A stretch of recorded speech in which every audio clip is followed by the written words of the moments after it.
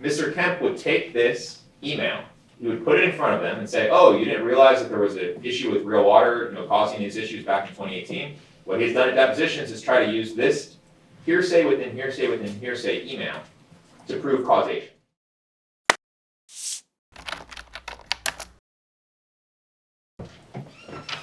All right.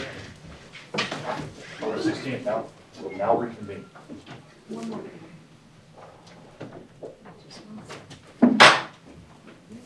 Please proceed. All right, I guess we'll go back on the record, and it's my understanding we left out with Mr. Odou, is that correct? Yes, Your Honor, just really briefly. I think 2 points from this protracted argument is, one, the clear showing that there is a danger of prejudice and confusion to the jury by introducing Mr. Wren's medical issues. And two, I have Mr. Wren's medical records because my client is in the Wren case. And even I didn't know that they were going to be introduced in this case until it became an issue, but I think that shows a prejudice to UNFW, not to argue their position for them, but I have information that they don't have. And I think that's the prejudice, and that's why I don't know how we fix it and make it admissible to somebody and not somebody else. And it's a fellow that can't be unarmed. There's the only reason for giving the medical records in the first place was to show the hospital names. That's the only reason. It's not to show causation, it's just to identify him as the topic of the case number one. Maybe. You think they could stipulate to at this point? Oh, they didn't have to do that. I'm just saying what's in the record, Your Honor. It says that they believe he has liver failure. I don't know if that's an admission. That's just reading the medical record as to exactly what it says. And there will be an expert that will opine upon that by the September 15th date. All right, I understand. This is what I'm going to do. I've assimilated a lot of information this afternoon, I might say, on this specific issue. And when do we come back tomorrow? What time? 10:30 a.m. Well, I'll give you a decision on this so we don't have to wait long at that time. Because I'm going to think about it. What's the next issue?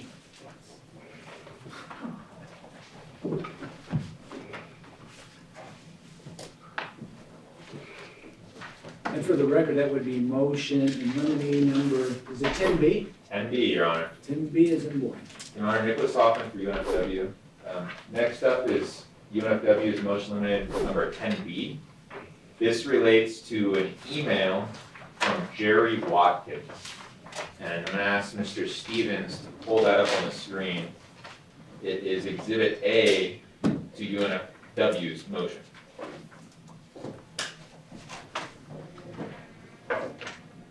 So, Your Honor, in 2018, a non-party, again, we're with a non-party who is not in this case, named Jerry Watkins, sent an email to Real Water requesting a refund for her home delivery purchase. You see that on the bottom of what's on the screen now. And Mr. Stevens, if you'd actually scroll down to the next page, what she was forwarding, and keep going one more and then we'll go back up. What she was forwarding were a number of text messages, and it goes on for a number of pages, and it's apparently text messages between this non-party and a delivery person from Real Water. And Miss Watkins and her family apparently were subscribers of the Real Water 5-gallon jug program. And she decided that they wanted to cancel their subscription.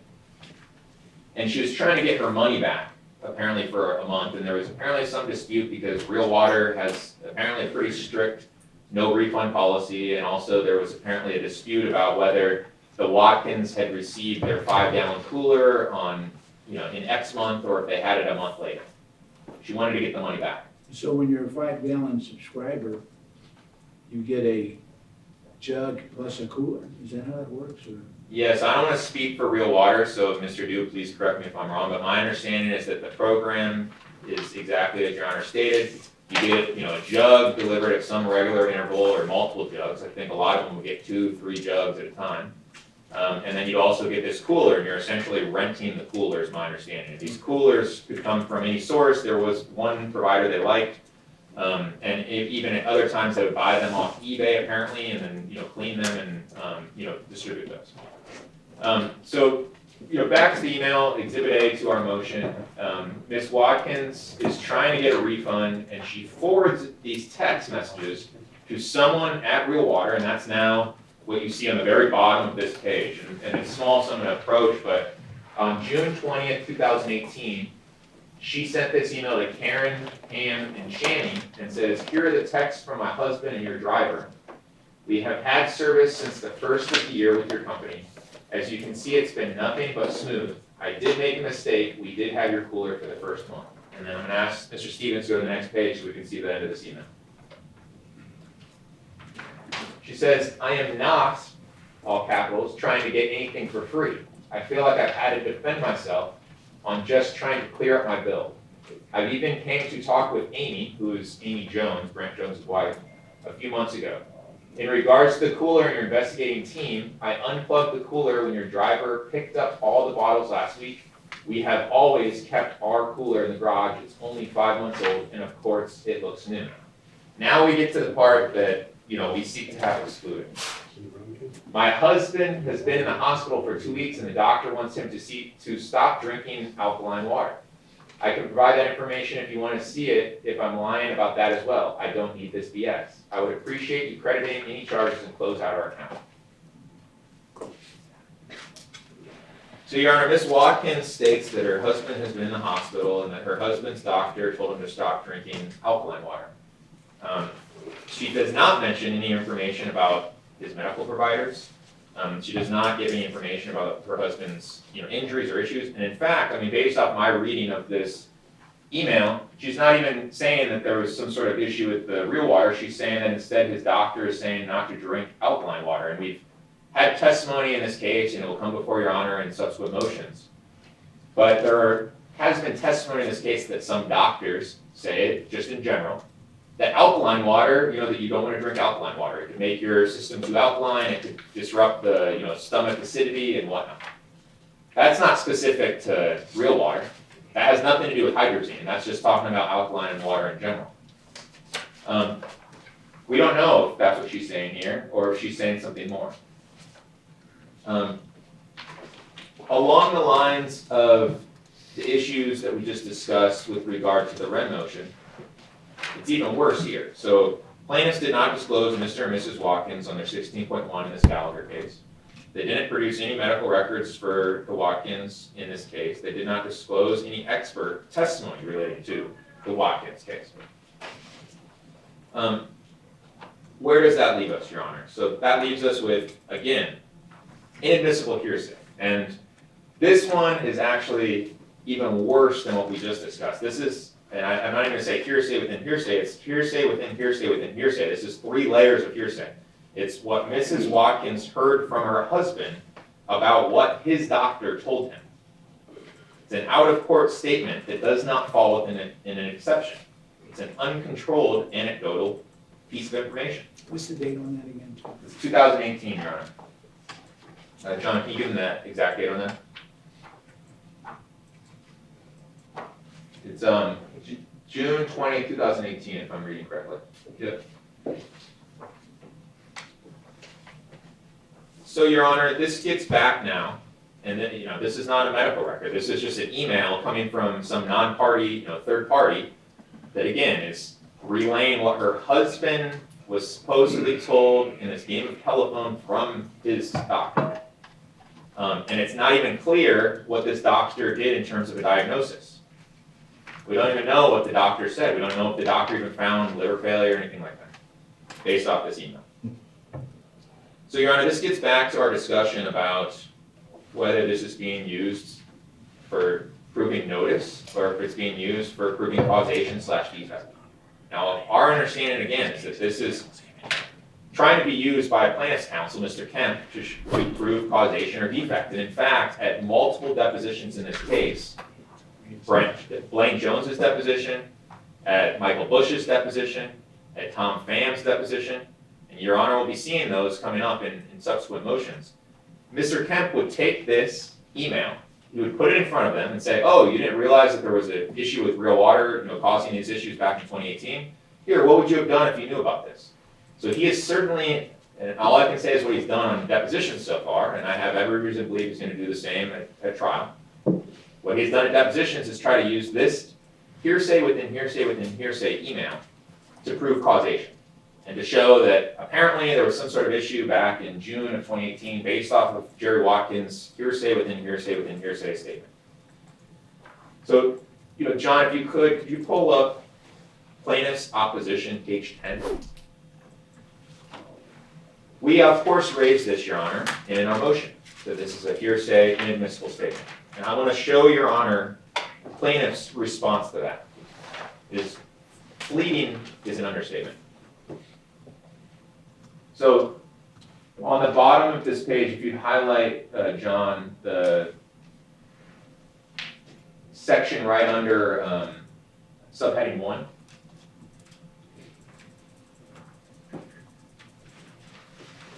So, Your Honor, their entire response to the hearsay issue for this is that this is, according to them, a business record. They say that because Real Water supposedly kept these emails, that in the normal course of business, that somehow makes everything it makes it a business record, it makes everything within the fair game. That's not the law, Your Honor. So, John, now if you would, could you pull up, and by the way, before you do, if you look, for that first paragraph, they provide no authority for that. Not a single case citation for that premise that they have, that as a business record of Real Water, it comes within the hearsay exception, and then we'll come back to it, but then they go on to say, even assuming arguendo that it was hearsay, the Watkins email will nevertheless be admissible because it is offered for notice, which is why that's an important issue. But first on this hearsay issue, John, if you could go to our reply, page 3, section A.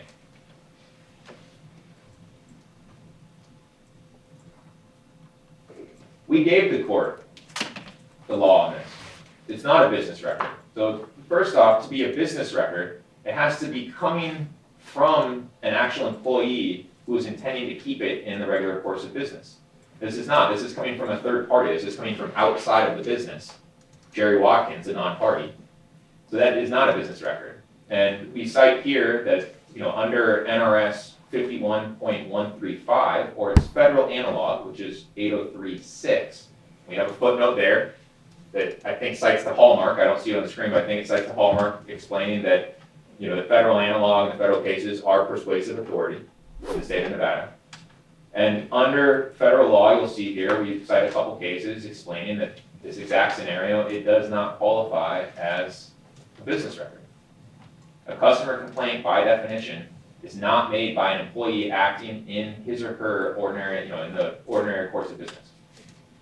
Instead, the third-party consumer complaint is hearsay.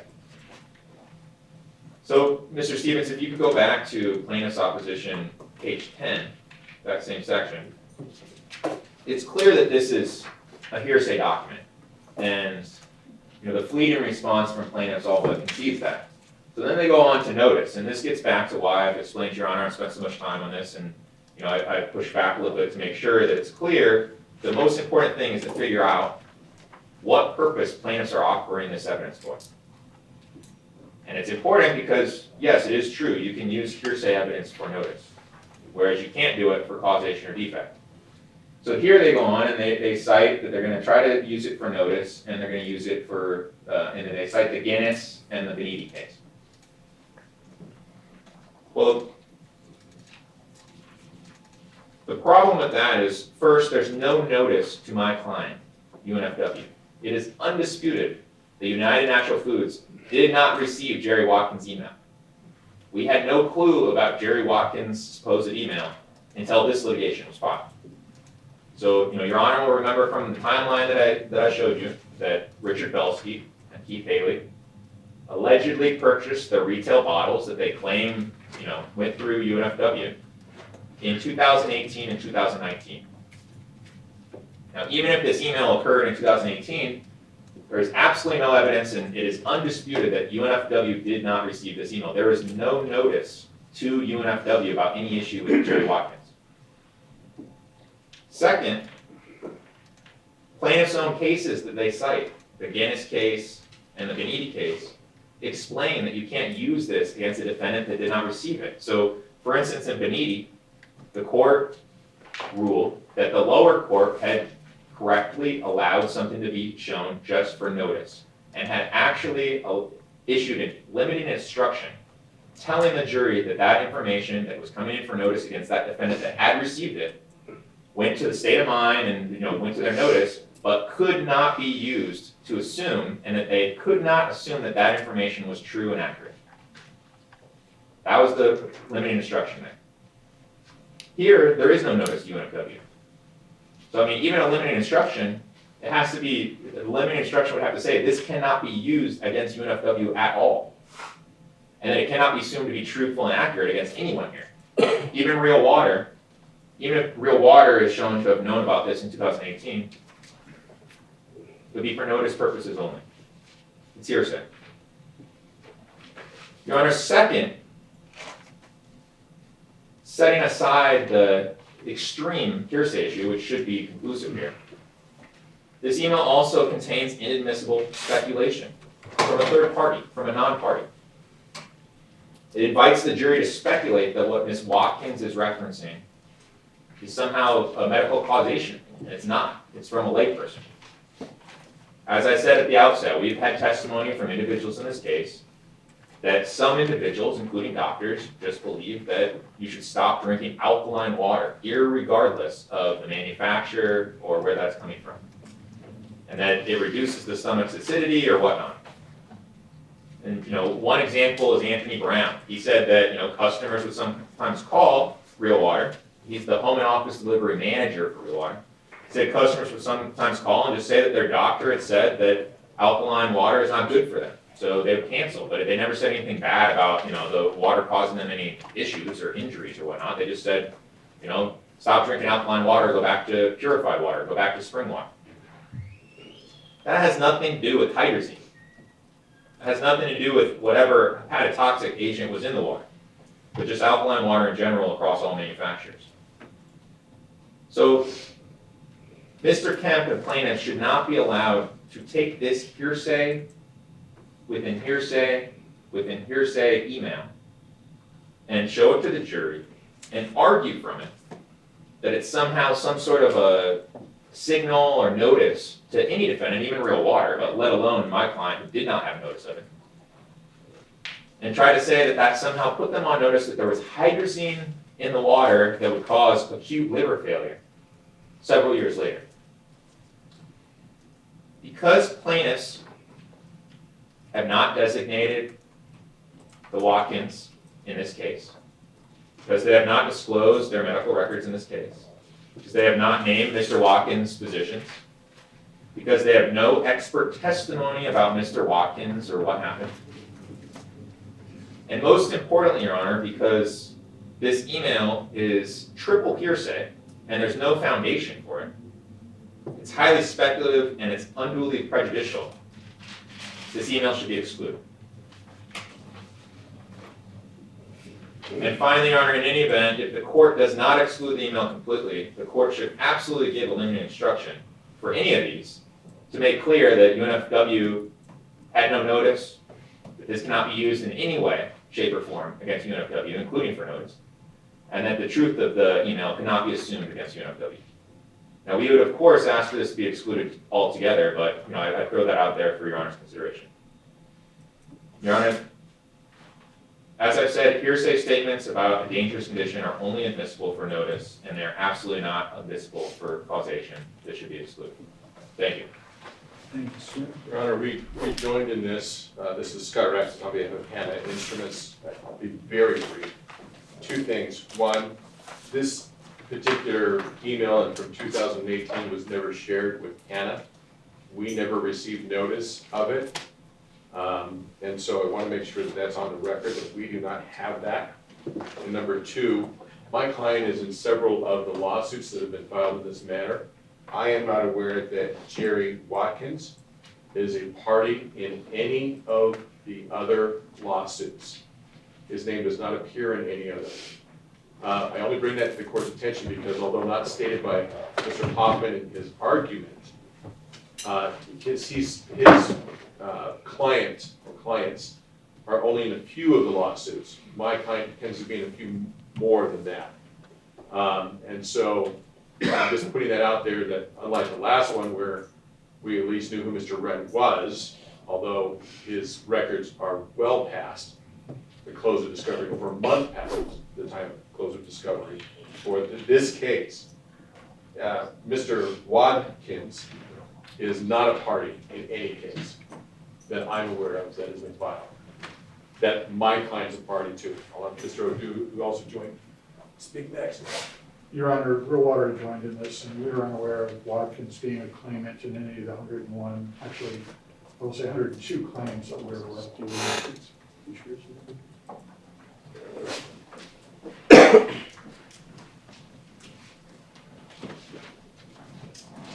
Your Honor, according to my records, Mr. Watkins is actually a plaintiff in the Brown case, to which both Real Water and Hanna is party. The Brown case is in front of your Honor, and I believe Mr. Hill actually had a discussion with us yesterday about the scheduling order. In any event, Mr. Watkins suffered acute liver failure like everybody else. His medical records have been fully disclosed to every single defendant sitting there because UNFI is also in the Brown case. Mr. Watkins is not suing them, but they have access to his medical records in the Brown case. So everybody's got the medical records. And so the argument that they're not aware of it or they weren't disclosed in this case, which I really don't think is a big issue, or it shouldn't be an issue in the case because no one's ever held that you have to do many trials on medical causation to admit prior incidents. And if you take a look at the Benedetti case, they say it best, if there's a difference in the type of injury in a prior incident case, you can bring that out during cross-examination, okay? And they have done that. In the Benedetti case, I think it dealt with Tylenol, and so there was an argument in the case that it was Tylenol and then some other substance and alcohol and Tylenol this and Tylenol that. So they admitted all the, I think they were adverse event reports in that case because it was a prescription drug. But they admitted them all. I think there were about 200 or 300 admitted Benedetti, if I'm not mistaken. In the United States Supreme Court case of Wyeth, they admitted AERs over a 40-year time period, Your Honor. All these AERs came in all these cases. Nobody called the person who filed the AER. No doctor had to verify them. There was no mini trial. And why is that? Because they're offered for notice of a potentially dangerous and defective condition. Can I have that email, please?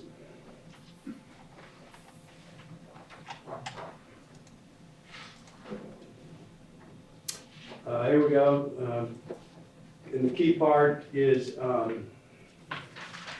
where's the key part? There we go. Yeah, let's blow it up for Judge. So, back up, let's what these people are. Shani Castile was the one-time production manager of Real Water. He tried to depose her on a couple occasions. She apparently has some kind of drug problem because on one occasion we had the deposition set up and they came and arrested her and she was taken down to CCSD. So I think I can't remember if it came to Your Honor or someone else, but we got an order to take her deposition in jail actually. But she was the Real Water production manager. I don't really know who Karen and Pam are other than that they're Real Water employees. So this is clearly a Real Water business record. And as counsel admitted, Amy is Amy Jones. That's the wife of Brent Jones, not the father of Blaine Jones because he remarried. But she was also involved in the business. She was there on a nearly day-to-day basis, as I understand it. But in any event, this is a business record from Real Water. It is a customer complaint. Okay, it was a customer complaint that was actually sent to business. And I don't know how bad it can get. Quote, my husband has been in the hospital for 2 weeks and the doctor wants him to stop drinking alkaline water. I can provide that information if you want to see if I'm lying about that as well. I don't need this BS. Okay, we know from the testimony of Mr. Desital and petty converse, that they had a procedure to respond to these complaints, and that was not to do any investigation. They'd never investigated any of them, but they would mail out free water to anyone who made a complaint. That was their policy, Your Honor, mail out free water. So I showed this complaint I did show it to Mr. Desitol, because remember, he was supposed to be the quality assurance director, even though they didn't tell him that. I showed it to Mr. Pham, because he became the quality assurance director for a brief period of time, and presumably would have had access to the customer complaint file. He didn't know anything about it. I showed it pretty much to 5 or 6 witnesses, and the reason we showed it to them is to establish that the Real Water entity had an inadequate complaint procedure, which is one of the HACCP issues that is used for good quality control. Good quality control, you will, when you get reports from the customer, you will first of all document it, you will investigate it, there'll be some sort of incident report. You don't just throw it in the folder and send them two gallons of free water. No, that's not what you do. But in any event, Your Honor, this is squarely within the prior incident case law. And, you know, it's clearly a business record of Real Water. It's a customer complaint to Real Water. It is to Real Water. They don't dispute that. No one disputes that. But they say, oh, it's hearsay. It's not hearsay. If you take a look at all the cases, they say it is not hearsay because it's offered for notice of potential dangerous conditions. And what better notice could you get than a customer writing to you and telling you that your product has put them in the hospital for 2 weeks and the doctor wants the customer to stop using the product? What better notice of potential, remember it's potential dangerous and defective condition. What better notice of potential dangerous and defective condition could you have? So for those reasons, it's admissible, Your Honor. I just think there's a profound misunderstanding of the case law and prior incidents here. They're applying the standard that perhaps could apply a negligent case. But when you take a strict liability case, you know, repair orders in Guinness versus Mapes, these are just repair orders. They're admitted, boom. Okay? No, that's hearsay too. Repair order for repair door. Adverse event reports in all the pharmaceutical cases, those are just either filed by patients or doctors, filled out, sent to the FDA. No verification, no investigation, nothing whatsoever, just an adverse event report.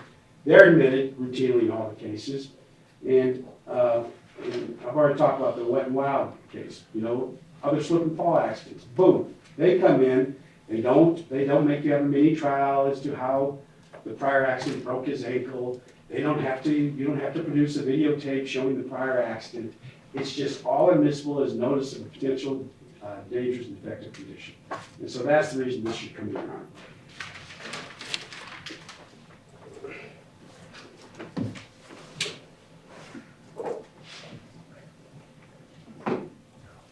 Governor Nicholas Hoffman for UNFW.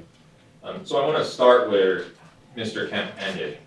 And he went through these cases and said, you know, for instance, with Guinness, it's repair orders and that somehow is comparable to this. It's not. So obviously a repair order is drafted by the defendant who is sitting there and gets to explain, oh yeah, you know, we went and did this repair on X date. And so obviously that's not a hearsay document. The same with the slip and fall incident reports that they're talking about. Same thing with the adverse event reports, which are not routinely admitted, and I do FDA litigation, and they are not routinely admitted, and I'm happy to give the court case law on that as we stand here, if that would be helpful. But adverse event reports and medical device reports are not routinely admitted because those are customer complaints. But I don't think the court needs to get there on this document. This is an email from a non-party relaying information supposedly through her husband that's from his doctor. So this is even far removed from a customer complaint. In addition, this isn't even really a customer complaint. If anything, it's a customer complaint about wanting a refund. It's about wanting, you know, to get their money back for a cooler. and saying, oh, my husband's doctor told him to stop drinking alkaline water, give me my money back. Are you gonna make me prove that too? I don't want this BS. That is not someone that's even saying in that email that there's acute liver failure, or that their husband, went to the doctor and was diagnosed with acute liver failure, or that there's hydrazine in the water, or anything to that regard. Mr. Kemp's gonna try to use it to say that, and he did it in depositions, and there's deposition testimony that will come before your honor where he did exactly that. He tells a witness that this is somehow conclusive evidence of acute liver failure and defect in this water in 2018, when it's just simply not there. Your honor has the email. We invite you to consider it. It is simply not there. It is not evidence even of notice. Mr. Kemp suggested that our relief here under Beniti is to bring this out in cross-examination. It's not possible. There is no witness who's going to testify about this email. None of those individuals were deposed. The Watkins were not disclosed in this case. Now he says there's a different case, but they're not disclosed in this case, in the Gallagher case. They were never listed on the 16.1 in this case.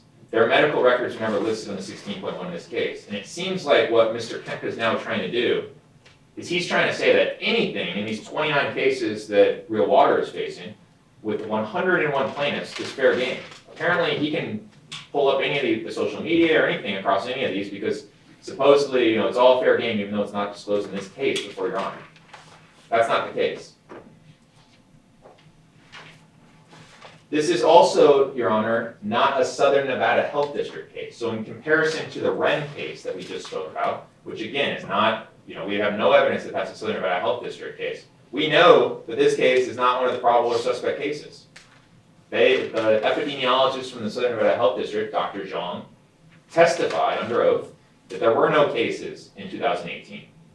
She's not aware of any probable or suspect cases of acute liver failure connected to Real Water that occurred in 2018. According to her testimony, this case, supposed case involving Watkins, is not a case that was identified by the Southern Nevada Health District. Now again, we asked plaintiffs for an authorization on this.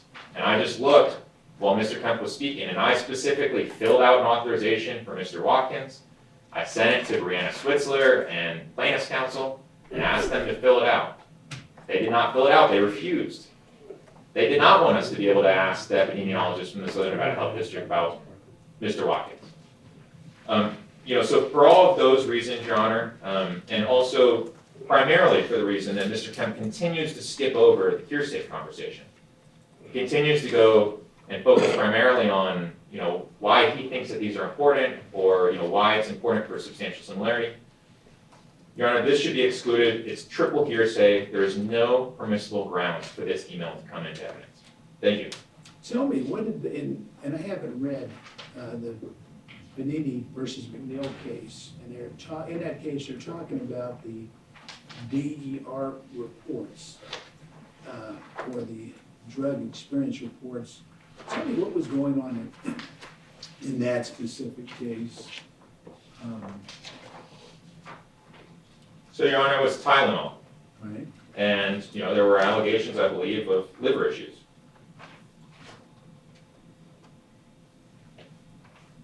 All right, well, I'm just looking, some of the language is set forth, because I'm gonna read the case. It says, first, McNeil asserted, Yep. or the district court should have excluded the reports under Federal Rule of Evidence 403 because the danger of unfair prejudice outweighed by the probative value of the report.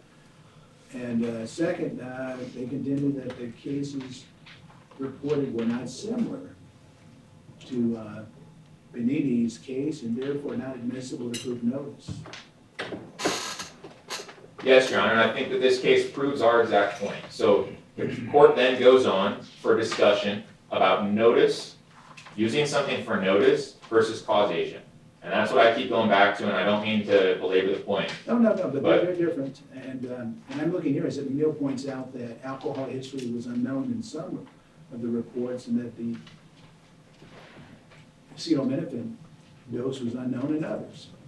Finally, McNeil claims that these reports are inadmissible hearsay because Beniti relied upon them for the truth of the matter contained in them and not to prove notice. And there's some parts taken out. It says, we find that the district court did not abuse its discretion in admitting the DERs and case summaries because the plaintiff offered the evidence solely to prove notice. Correct. That's the key point.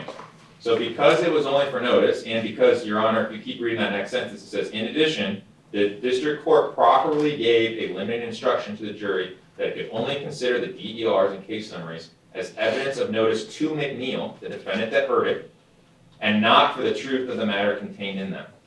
So that's our point in this case. If these are being used for notice, they do not provide notice to UNFW. UNFW did not receive this email. Karen, Pam, and Shani, those are not UNFW individuals. It is undisputed that UNFW, my client, did not receive this email until this litigation. So did not receive this email prior to Haley or Belsky purchased their alleged retail bottles. So it, by definition, could not provide notice to UNFW. So even if Your Honor was considering this email for notice, and it's hearsay, and if you're considering for notice against a different defendant, Real Water, or whoever is decided to have received it, it was not received by UNFW. So Beniti proves our point. It's a hearsay document, and the Beniti court found that those DERs were hearsay. It found that the lower court properly considered them only for notice, not for causation or defect, because they were hearsay. And it found that the trial court properly gave a limited instruction to ensure that the jury did not consider those DERs, the hearsay documents, for the truth of the matter contained in them. So, applying that here, as I've said, if it's going to be used for notice, it cannot be used against UNFW. UNFW did not receive it. So, if Your Honor is going to admit it at all, against Real Water, perhaps, there needs to be a strong limited instruction informing the jury that this cannot be used in any way against UNFW, including for notice, and it certainly cannot be assumed or used for the truth of the matter contained in it. And I can tell you that Mr. Kemp, and at least 4 depositions that I've counted, has used it for exactly that, for the truth of the matter in the document. Okay,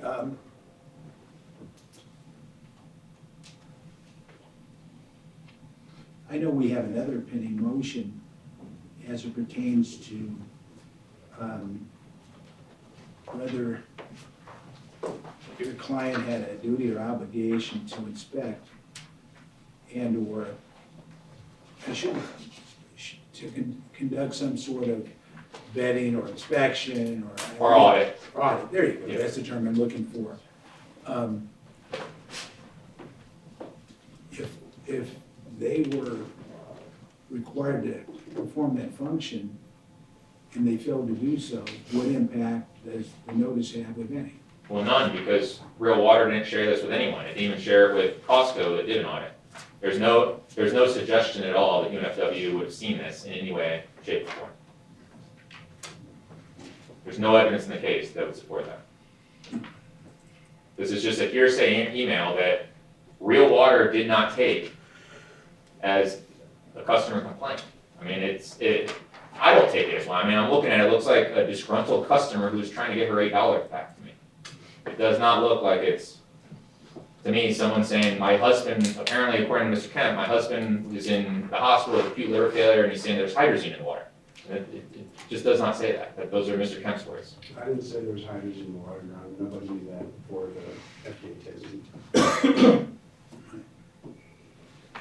And I just want to make sure, for the record and clear, is it true that he is a party to the other litigation? Aaron, I did look at that. The Hunter Brown case, there's a Stephen Watkins, not a Jeannie Watkins. Stephen Watkins, that's the husband, Your Honor, if they look at it. And so once I looked at that, I saw the word Jeannie up here. I says, I don't know a Jeannie. Jerry. Yeah, Jerry. I thought this was the person. Stephen is a plaintiff in the Hunter Brown litigation. Yes. So that is true. Now, does that mean that I got notice as Hanna of a customer complaint to Real Water as the distributor and of a product to Milwaukee, who then sold the meter to Real Water? No, I didn't see this. My client's never seen this, never saw anything like this. Never saw any of these disgruntled, hey, I want my money back for a cooler that I rented. That's not something that comes to Hanna Instruments back in Rhode Island. So we should not, this is hearsay for us. It's certainly not noticed to us because we never got it. And we should not have to be, even in any way know that, oh, you knew about, people getting sick, Hanna. We had no knowledge that anyone ever got sick until we got sued. So, I'm sorry, but I joined in this because of these sort of things, and No, you don't have to apologize, sir. I'm just listening and thinking. So, yeah, I know you've got a decision on this one. I can't see how this in any way relates to Hanna Instruments. And we don't do audits. We just sold a product called an ORP meter that reads millivolts in solutions.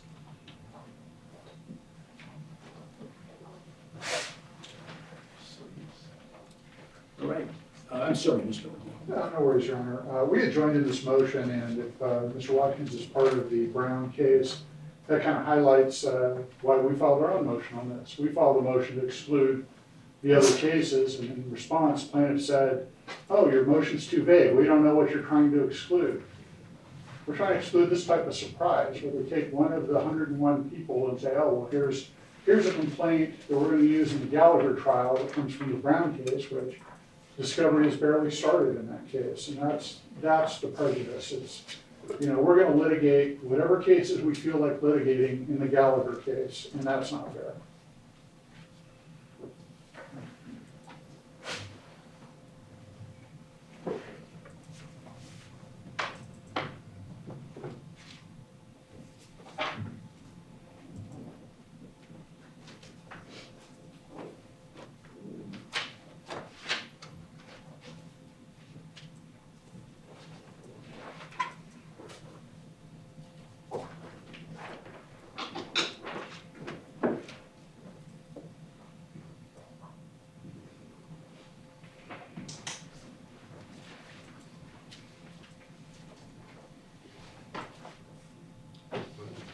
This is what I'm going to do, gentlemen. I'm going to read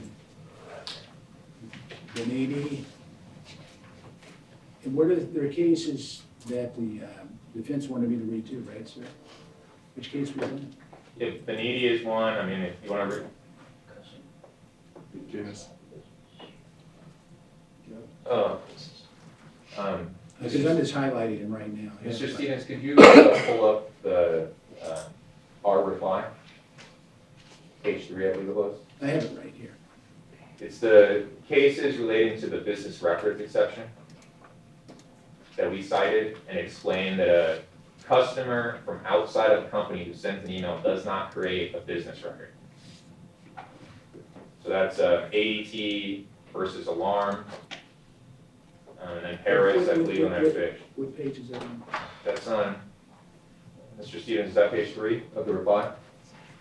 I'm looking at page. Yes. Yeah, page 3 of the reply, section A, right under the argument, you'll see where it says, Mrs. Watkins' email is neither a business record nor evidence of notice. Is that the unpublished decision? Yes, and then I believe there's one on the next That's not page. better. I don't read unpublished decisions. I don't mind telling. I Yeah, think everybody generally knows that. They're not bad. yeah, no problem. On the Is there next, anything else I should read? yeah, on the next page, there's an 11th Circuit case that's published, 931 F second, No, 816. wait, no, slow down. I don't follow. Is that up at the top of that? Top of page 4, Your Honor. That's Young and Associates? Yes, and Florida Canal is a published Fifth Circuit opinion, excluding a document because it contains statements from individuals not employed by the entity in question and not acting in the regular course of that entity's business. And, Your Honor, these are just examples. I think my understanding from the case law is pretty across the board that an individual from outside the business cannot create a business record. It's, an email could be a business record if it's someone in the business who was intentionally attempting to create it in the ordinary course of business. This is from a third party, Ms. Watkins. She's outside of business. And that's what these cases will explain.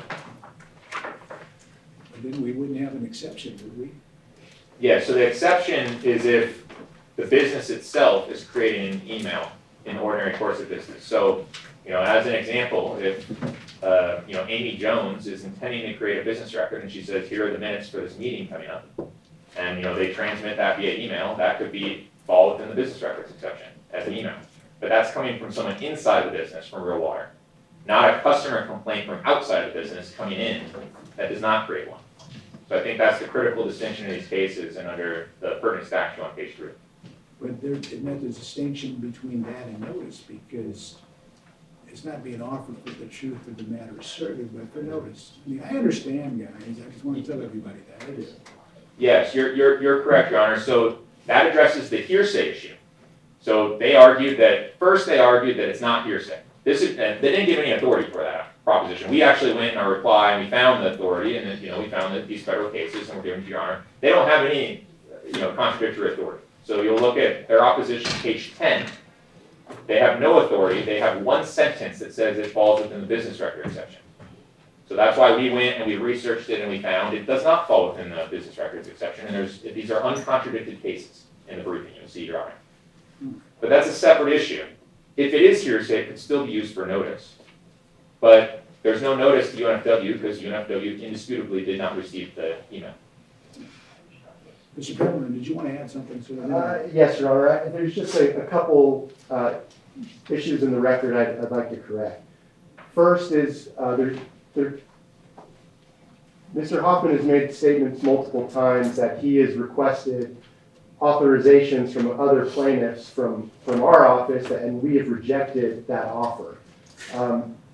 I'm not suggesting that Mr. Hoffman is making any misrepresentations to the court, but I do believe there's some miscommunication or misunderstanding with this issue, because I did look back at the emails, and it was largely handled by one of our associate attorneys, Ms. Switzler, but I was on some of them, and in all the emails, we have not rejected any requests for any authorizations. In all the ones that I've seen back on, we've been working with Mr. Hoffman at the time to provide those requests and to actually make the request to Southern Nevada Health District. So I don't know if I'm missing something or if he's missing something or if there's a miscommunication between us, but to my knowledge, we have not rejected any request for any authorization from the Southern Nevada Health District with respect to any plaintiff. And it's my understanding for every single one of the plaintiffs, we've deposited those signed authorizations with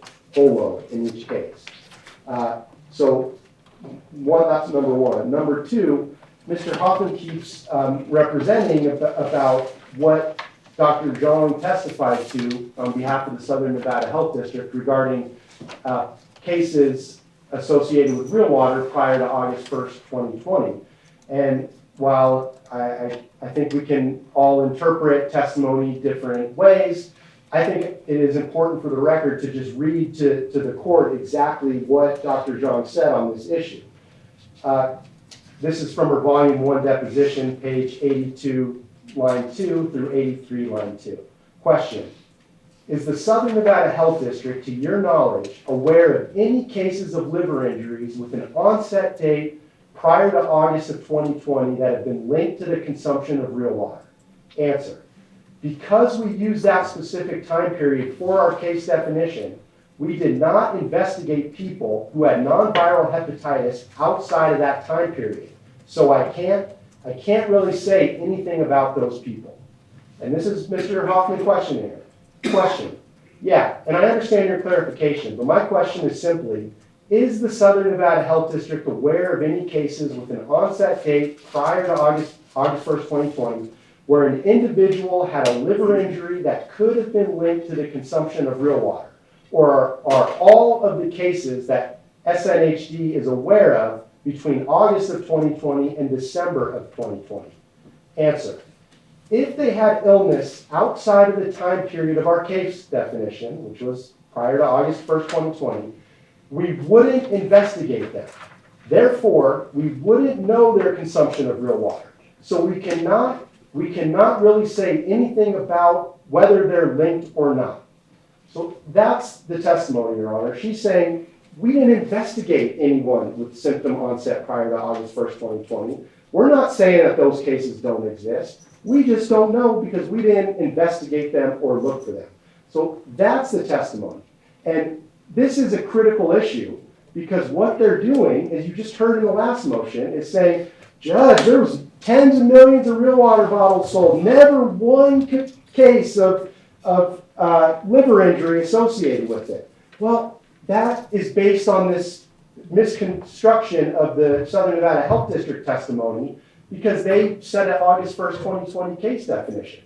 So no one looked for those cases. It doesn't mean that they don't exist. And that's why this email evidence and these customer complaints is so important, because it directly shows that there was a problem with real water. People were making complaints. They didn't know they were consuming hydrazine. Some were hospitalized. Some may have had liver failure. Some may have just been vomiting. But these are all evidence for notice of a dangerous condition that predated the August 1st, 2020 date where the Southern Nevada Health District did not look or investigated. And so it's not hearsay, like Your Honor exactly was correct. It's not offered for the proof of the matter asserted. It's offered to show, hey, there were people complaining about this water long before the super bad outbreak. And there's evidence of cases long before the super bad outbreak. And there's evidence of problems that indicate hydrazine was in the water, whether they knew it or not, long before the outbreak. And we should not be deprived of presenting that evidence because it shows a notice of a dangerous condition of the product. One last point on this, Your Honor. There's a lot of arguments about, well, we don't know what if this was related or if he had liver injury or what. We don't know that because Real Water did not investigate it. They got notice of this. If they have a proper quality control procedure, and they get notice, an email from an outside customer that says, hey, my husband's been in the hospital for 2 weeks drinking the water, they should investigate it.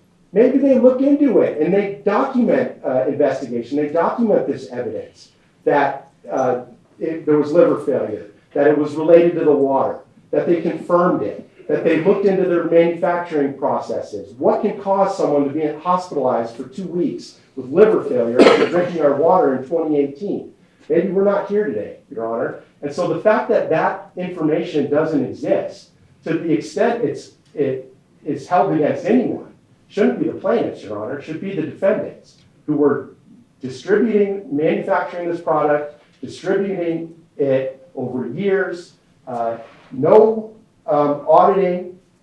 These emails are available in Real Water's records. Had an audit been done, they could have investigated it at the time. So, well, here's a follow-up, and I don't mind saying this. This is why I'm kind of enjoying some of the discussion in this respect. We're having these arguments, right? And I get it. But at the end of the day, we're talking about strict products liability, right, pursuant to 402A. And kind of here's my point. If in a strict products liability case, whether you're the manufacturer and or distributor, you're on the hook, right? And so why would notice to the manufacturer be good for notice to the distributor? Because remember this, we're talking about strict products liability, right? And the focus is on the product, whether it's a defective product and reasonably dangerous pursuant to 402A. I don't know if this has been vetted in that regard, but I keep coming back to it. If there's notice out there and the manufacturers receive notice about potential problems with their product, and then you're going to sit. Then here's the flip side. You're going to say you're going to take this as your defense. Well, Judge, there's never been a problem with this product in the entire world as far as these types of this specific issue. Then if you're going to take that as your potential defense, it seems to me that the notice to the manufacturer would be notice to the distributor too. And I don't know if the law says that or not. Maybe I'm completely wrong, but let's talk about it. Your Honor, I'm happy to try to address that. I don't think Your Honor has to get there with this. So, I mean, first off, there's no notice in that email in and of itself. But we have just talking about that in general, because one of the defenses that you're taking right now, you're saying, look, Judge, we're only the distributor. So we didn't get notice. Yeah, maybe Real Water did, maybe they didn't. But why wouldn't the notice to Real Water be a notice to your client as Real Water's distributor, because this is a strict products liability case. So, and I think that this is appropriate if you want it for further briefing. I mean, this is not something that was briefed. And, you know, we are happy to give Your Honor a bench brief on this. But I mean, and my point is this. I- I mean, this is why it's kind of really good to drill down a little deep. And here's my point. That's the defense you're taking, right? Say, Judge, you know, we didn't get this notice. Yeah, maybe someone else did, but we didn't. But remember, this is strict products liability. You know, it's a different animal. Your Honor, for strict product liability, as you pointed out, the issue is that this is coming in for causation. No, notice, they're taking a position that's coming in for notice, whether, I mean, that's the position you're taking. Right? Then the notice is not relevant for that. That notice is relevant for the duty under negligence. But this is not negligence. I mean, I understand the difference. There's negligence claims. Well, I understand, there is. And you're right, maybe there's causation somewhere too. There's a lot being raised. Yes, But, yes. I know Mr. Rasmussen has something to say. Well, I also want to address Mr. Pepperman's statement, if I may. Yeah. So Mr. Pepperman, first off, you know, said that they had not denied the other authorizations, and I can tell you unequivocally that's not true. So, you know, and I've had conversations with Ms. Switzler, I see she's on, I have emails, I'm sure I could go back and put together the record, but they told me unequivocally that the authorizations are limited to the Gallagher case, so that's. Well, I get that, but I want to hear, but let's talk about this notice, whether it's notice for, whether the letters or communications for notice and or causation or whatever. Because I come back to, this is a strict products liability case, right? Yes. You're right, Your Honor, this was brief, Your Honor, that's why we cited Andrews. Let me just read the quote, it solves this. Where are you looking at, Will? I'm looking at page 8. I haven't read that case, but it just makes sense to me. Yes, Andrew versus Harley Davidson.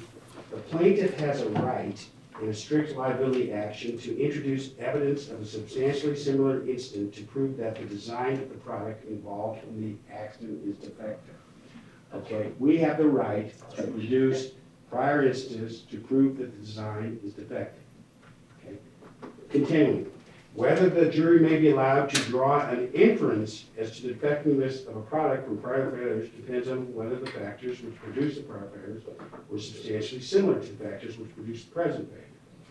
And then it goes on and talks about the accident in that case, which was a motorcycle accident. After that case came out, we have Rheingold, which was decided in 1977. 7 years after the Andrews case. Rheingold, quote, this court has previously held that evidence of subsequent similar accidents involving the same condition may be relevant on issues of causation and whether there is a defective and dangerous condition. Okay, whether there's an defective and dangerous condition. That doesn't depend on them getting it. Okay. Well, that's kind of what I'm going to. That's your point, Your Honor. So it comes in as notice of a potential defective and dangerous condition. It's not defendant specific, okay? It is notice. Yes, it comes into real water, but any notice from a prior accident creates an inference or allows the jury to draw an inference that it is the same defective and dangerous condition. And that's why it's basically always admitted. And that is why in the Benedetti case, they say that it's a matter for cross-examination. If they want to get up and tell the jury, and usually these are discussed in witness testimony, like for example, they say, oh, Judge, there's no expert that's going to talk about this. I took the 20 prior incident reports that are going to be the subject of the next motion, and I don't know where they're going to go with that because these are all business documents generated by real water, but I'm sure they're going to go somewhere. But anyway, I took 20 of them and I showed them to the quality assurance director, the alleged quality assurance director, Mr. Desitel, and I said, did you ever see these before? He says, no. And I say, well, what would you have done if you had seen these? I would have stopped production. I would have stopped production of the line. That's what he testified to. And that's why they're relevant, Your Honor, because not only are they potential notice of defective and dangerous condition, but in this specific case, I have a witness who's gonna testify, he would have stopped the production and done an investigation, which is what you should do. I mean, this is, it's just inconceivable, as many complaints as they got, that they did absolutely nothing except send these people free water. Final point, then I'll let Mr. Hoffman. And then I'm gonna wanna hear it from Mr. Rasmussen. I don't Okay. wanna overlook him, because I noticed he wanted to say something for the record. The reason I emphasized that Rheingold was decided 7 years after Andrews is because Andrews uses this language substantially similar, but Rheingold says similar accidents, which is the exact same test that was set forth in Guinness and Baby. So the test is similar accidents, Your Honor. It's not substantially similar because Rheingold's the latest and greatest on it. So, Your Honor, Mr. Kemp proved our point. He read from Andrews and he read from Rheingold, and in both of them, if you notice, what he read was that these can come in for causation if they're substantially similar. But he skipped the big if for that, and the big if is that for causation, you cannot use something that is inadmissible hearsay. Both of those cases explain that. I mean, so for strict liability, the thing that is important for prior incidents, as Your Honor has now alluded to or reached, the thing that is important is for causation. So, these prior incidents, they could potentially help show a defect if they're substantially similar incidents. But the problem is, it's inadmissible hearsay. It's triple hearsay, this email before Your Honor. So it cannot be used for causation. And none of those cases that Mr. Kemp mentioned go through that issue. The only case that he's mentioned that goes through, and actually I revised that, the two cases that he's mentioned that go through the hearsay issue are number one, Boniti, and it explains the DERs, as Your Honor looked at, were hearsay. So because they were hearsay, they could only come in for notice. They could not come in for causation. Now, for negligence, that's important. That shows whether the defendant had a duty, and they were on notice of it. Now, for strict liability, it's a completely different issue. And Mr. Kemp's explanation is to use them for causation. And then you'll have noticed that after he read from those cases, he flipped it and said, oh, these are notice of causation, notice of a defect. That's not the case law. The case law Maybe I read it too fast. Let me try again. Quote, this court has previously held that evidence of subsequent similar accidents involving the same conditions may be relevant on the issues of causation, number one, and whether there is defective, dangerous condition, period, unquote. It's relevant for two issues, Your Honor, not just one, and this is our most recent case, Rheingold. Your Honor, all of the case law explains that the two issues are notice, and then causation, defect, or dangerous condition, it's just different terms. So for instance, there's the train accident case going back to Southern Pacific. They say the causation issue is the dangerous condition of the railroad. That's the same thing as defect. That's completely separate and apart from notice, which notice of your duty is the only thing that can be shown with hearsay evidence. And Boniti explains that. There's other case law. I mean, Guinness, for instance, cites to California's Witkin practice guide. The Witkin practice guide says, quote, statements of a third person concerning a dangerous condition are admissible for the limited purpose of showing knowledge on the part of the defendant who heard them, though they are inadmissible hearsay on the issue of whether there was in fact a defect or dangerous condition. End quote. That's Witkin, the practice guide cited by Guinness. And that's consistent. Same thing with Boniti. All of them explain that hearsay, such as this email before Your Honor, is only usable for notice. And that's not what they're trying to use it for here, as they said. Is Rheingold, is that the most recent? That's the most recent that deals specifically with strict product liability and prior instance, Your Honor. At least that's the most recent.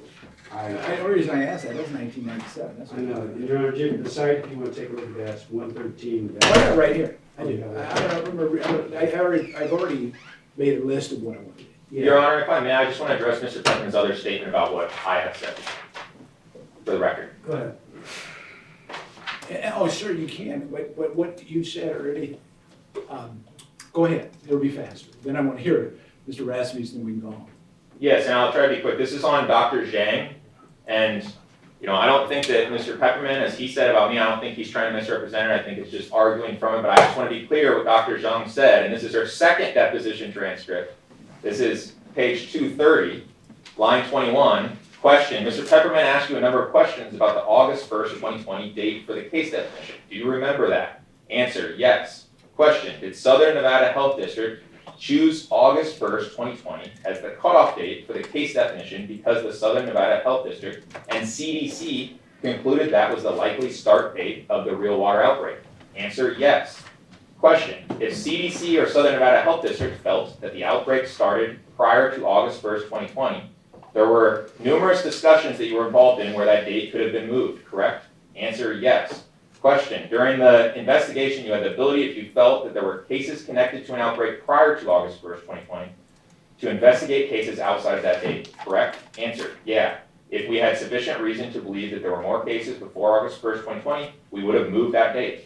Final question, Your Honor. But the Southern Nevada Health District and CDC did not have sufficient reason to conclude that there were any cases before August 1st, 2020, so you left that as the cutoff date for the case definition. True? Answer, yes. Thank you, sir. Mr. Rasmussen, I know you wanted to add something to it. I'm trying to figure out how this is noticed to my client, because my client makes an ORP meter, it doesn't make real water. It doesn't do anything with real water. Yeah,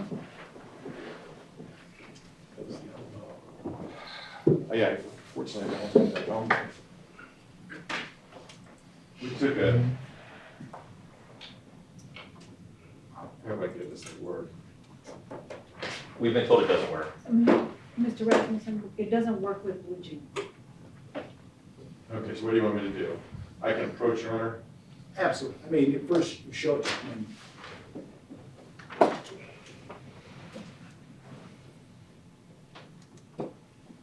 Good. You good, John? All right. Doing good. I'll tell you what it is once you see it. All right, sir, we'll look at it for a second, and I'll give it back to you. Okay? I'm gonna have you keep it for just a minute. Let I me- understand, I'm looking here, real water, I'm sorry, real alkalized water, real water, I guess it's number 1, 2, 3, 4, 5. Number 5 on the list. I'm Okay. sorry. Number 6 on the list. All right, on that particular chart, I took this photograph, and I don't think anyone would dispute it, at the facility in Henderson. Okay? I was accompanied there by Ms. Brianna Switzler, and some representatives from Joel Odou's office were there as well. There may have been someone there from UNFI, I don't recall everyone, okay? But we found this chart there. It's a 2008 chart. I know this because at the very top of the header, it lists the ORP meter that was used to do the testing. And what it says is, that it's very difficult to read, you almost need a magnifying glass. It says, the testing here for finding out these things was done in California, and it was using an ORP pH combination meter made by a manufacturer known as Pinpoint, which is not my client. All right. So my concern is that they're trying to find out where we should fall in on things as far as real water. There on the chart, what they're looking for is a -25 when it talks about real water in the ORP section in the column that's going down. I see it. Okay. Then, so they use a Pinpoint ORP meter and say, this is what you find when you look at our water. Our water will give you a -25. Okay? Not my meter, not my combo meter, nothing to do with me as to what they want to do. What I think we've been talking about with regard to this motion is this notice about the product. This product is the one that harmed these individuals, which is real water, bottled water. An ORP takes a measurement in ORP, which is millivolts, of a solution. In this case, they were with someone else's ORP meter. They tested each one of these different kinds of bottled waters. And you have a list of them there. Now, how is what has been described in this particular motion in limine notice to me, Hanna, who sold ORP meters to Milwaukee, who then sold them to Mr. Odou's client, Real Water, about anything having to do with ORP measurements from the testing data that they want to receive when they use someone else's ORP meter. There's no notice, it's only hearsay, and then you're now on the hook for these things without a limited instruction to say this has nothing to do with Mr. Rasmussen because his product is not found to be defective. That cannot come in saying, you had noticed that there were people having liver failures somewhere in Nevada to a company out in Rhode Island that sold a measuring device, a scientific measuring device, when all you've heard about is what they were doing with this water and its failure to have scientific evidence, using laboratory practices or anything. I'll take that back from you, but it is in our pleadings, Your Honor. I understand. I mean, my comment would be, I think, and I may be incorrect in saying this, but it appears to me that liability theories may be slightly different as far as your client's concerned. I would agree, and so what I'm worried about is I'm going to be in this case, I'm going to be sitting there, this is going to be brought up and say, see all these defendants over here?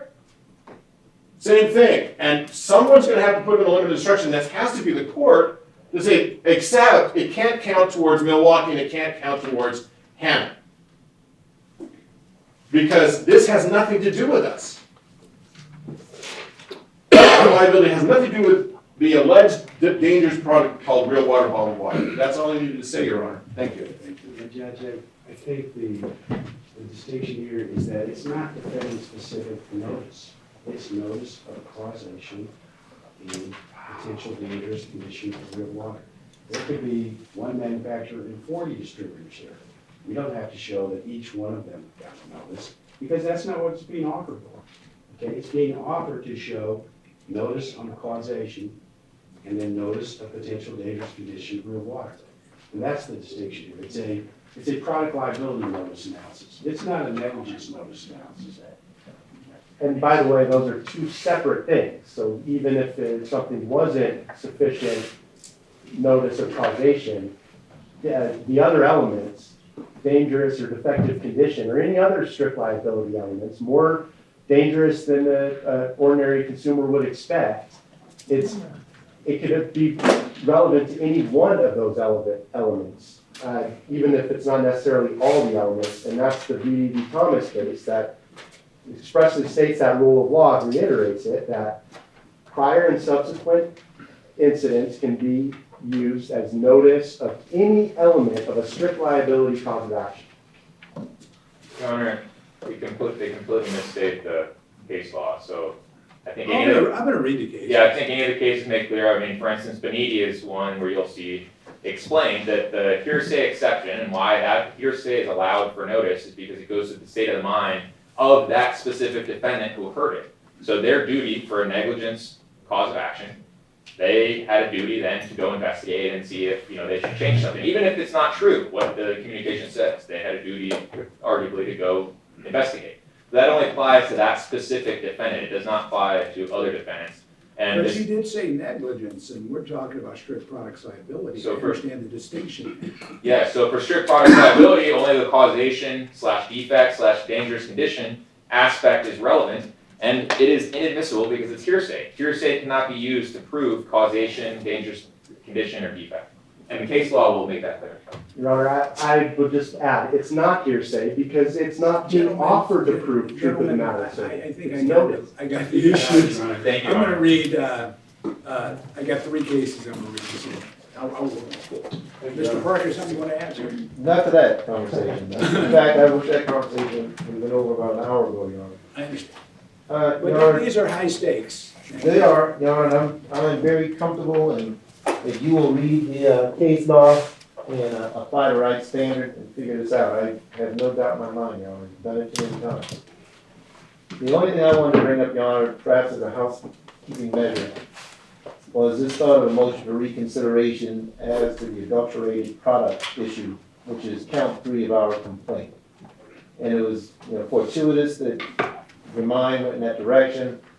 We brought a copy of the complaint today. because of that issue, I don't know if the court can bring this up, of course, through Odyssey. Well, the only, I don't mind, you have, from a law, a motion procedure, you do what you have to do, Mr. Barton. The only reason I brought that up, and I actually made a comment to my ex-attorney as we were adjourned, because when I was listening to the prior law motion, and I even think the record reflects this, that I was focusing on the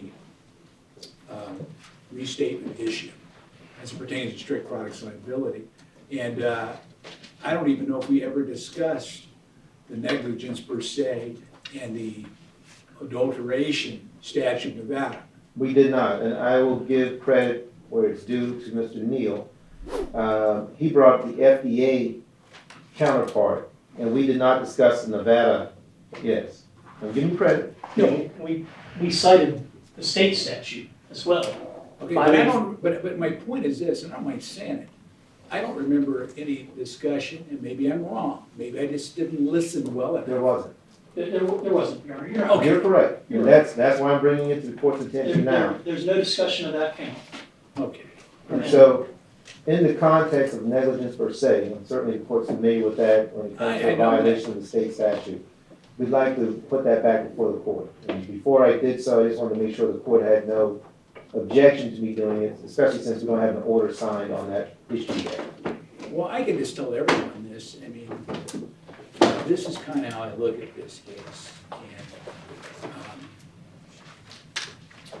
And this isn't my first big case. I've had quite a few, probably more than most judges, or maybe more than any. And these cases require rigorous vetting.